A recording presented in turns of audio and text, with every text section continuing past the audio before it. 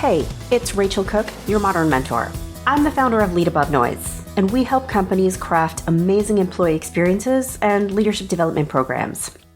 You know, a lot of my work lately has been with newer leaders. They are often newly promoted or hired into leadership roles that they have every ambition of crushing.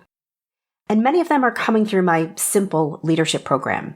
They show up to the program hungry and curious and ready to do all the leader things. So when I kick off my program with a focus on self-awareness, I'm not going to lie. I have learned to be ready for the "are you kidding me" stares, because self-awareness seems so quiet when they are just ready to get loud. But don't worry, I win them back quickly when I explain that self-awareness is kind of the key to being amazing at work.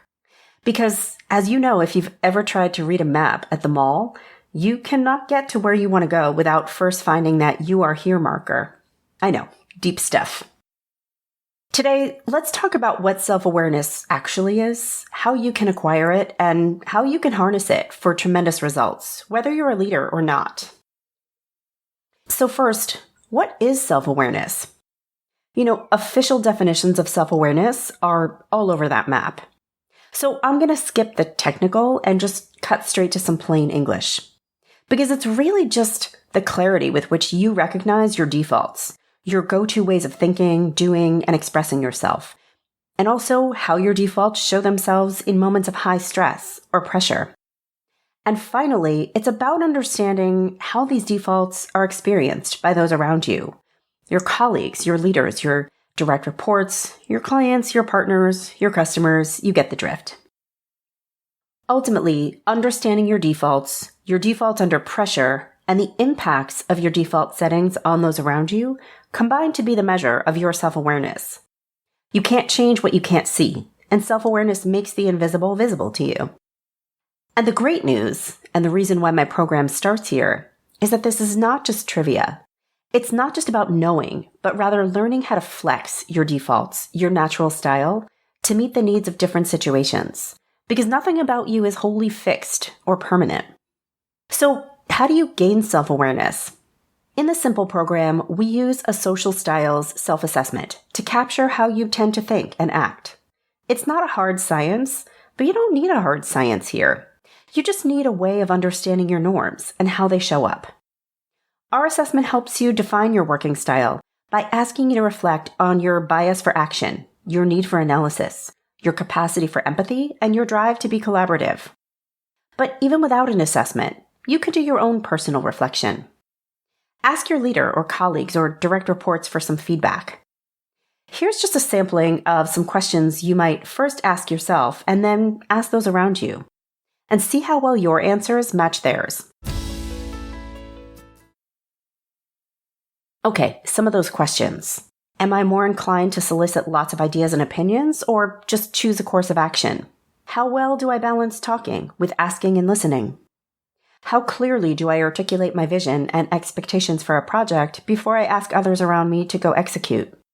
Am I more cooperative and collaborative, or am I more independent?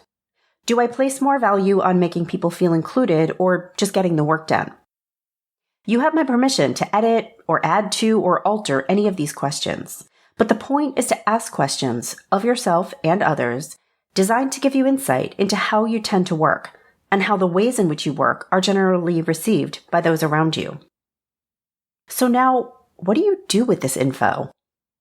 In self-awareness, but I guess also in life, it's not so much about what you know, but it's about what you do with what you know. Here, the goal isn't just to know your style, but it's to let your knowing inform your actions. If you're seen as a super collaborative leader or partner, that's great.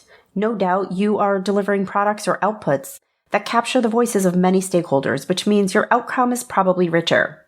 But also, are you potentially, maybe in moments of stress or uncertainty, allowing yourself to stay too long in the idea collection stage?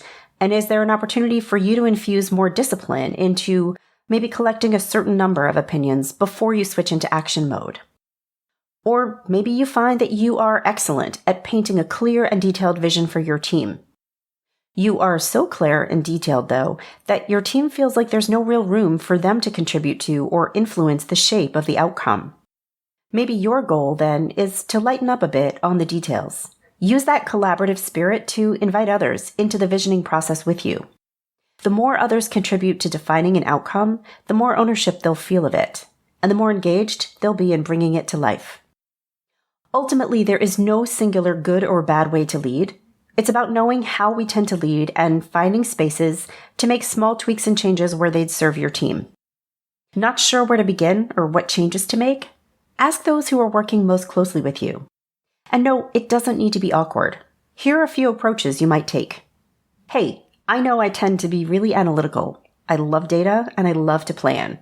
It would be helpful to hear about when and how that serves you, but also when that might hold you back. Is there a different approach I might try sometimes? Or how about, hey, I would love to do a quick after-action review of X project. Would you tell me 2 to 3 things I did during that project that felt really helpful or supportive, and maybe 2 or 3 things you wish I'd done differently in the moment? I'm really working on my leadership style. Listen well, make changes, and be sure to circle back later and ask, how was it that time? Was it better? Again, permission to add or edit.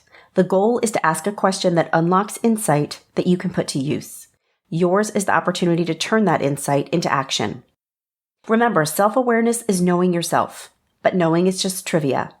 Take your awareness and make something new happen. Any change you can make that enhances the performance of those around you is a change worth making. Join me next week for another great episode. Check out leadabovenoise.com/simple if you'd like to learn more about this program. You can follow Modern Mentor on Apple Podcasts, Spotify, or wherever you listen to podcasts. Find and follow me on LinkedIn. Thanks so much for listening and have a successful week. Modern Mentor is a quick and dirty tips podcast. It's audio engineered by Dan Farabend with script editing by Adam Cecil. Our podcast and advertising operations specialist is Morgan Christensen. Our digital operations specialist is Holly Hutchings.